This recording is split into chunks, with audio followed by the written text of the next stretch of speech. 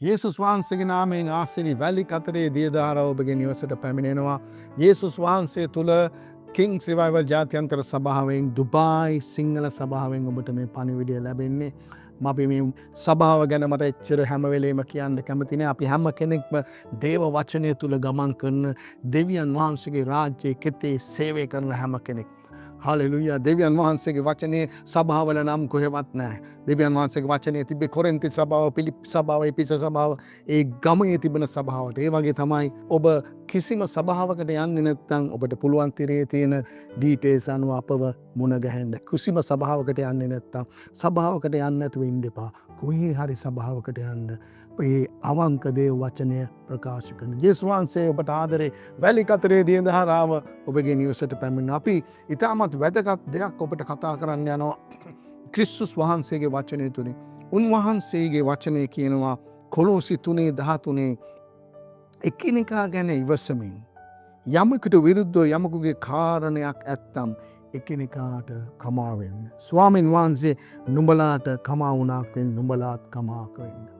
ආදරණීය දවසේ මේ කමාව එහෙම නැත්නම් මේ තිත්තකම තරහා තියාගෙන ඉඳලා ගොඩාක් මිනිස්සු ජීවිතේ විනාශ කරලා තියෙනවා. මම අත්දකලා තියෙනවා මිනිස්සයන්ගේ අම්මා ගැන දෙමව්පියන් ගැන තිත්තකම් තියාගෙන ඉන්නවා. නැන්දම්මා ගැන තිත්තකම් තියාගෙන ඉන්නවා.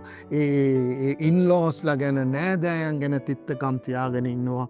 ඒ වගේම සභාවේ ඉන්න සහෝදර සහෝදරයන් ගැන තිත්තකම් තියාගෙන ඉන්නවා. මේ තිත්තකම තියාගෙන ඉන්න එපා දරුවනි.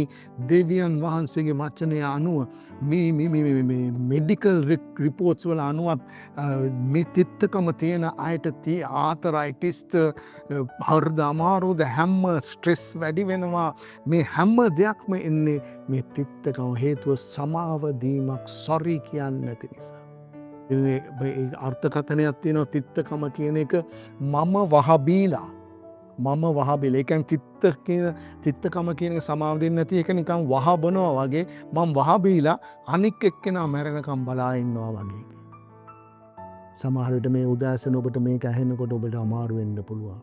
නමුත් මේක ජීවනයේ වචනයක්. මේක ජීවිතය වෙනස් වෙන වචනයක්. අද ඔබ නැන්දම්මා එක්ක තරහා ඇති. අද ඔබ ලේලිත් එක්ක තරහා ඇති. අද මම දන්නේ කාත් එක්කද කියලා. නමුත් ඔබගේ ජීවිතයේ ජයග්‍රහණය හැම රෝගයකින්ම නිදහස ඔබට ලස්සන සිරියාවන්ත හිනාවක් ඔබට අවශ්‍ය නම් අතුලාන්තයේ හදවතේ අතුලාන්තයේ තියෙන හැම තිත්තකමක්ම සමාව නොදෙන ඔබට හිත රිදපු හැම කෙනෙක්ටම කෝල් එකක් දීලා සෝරි කියලා උන්වහන්සේගේ බලය ක්‍රියා කරනවා දකින්න. එවිට උන්වහන්සේගේ ජීවනය ඔබගේ ජීවිතේ ගලා යන්න යනවා. යේසුස් වහන්සේ ඔබට ආදරේ උන්වහන්සේ ළඟදීම පැමිණෙන අප වෙන යේසු පීඨයි.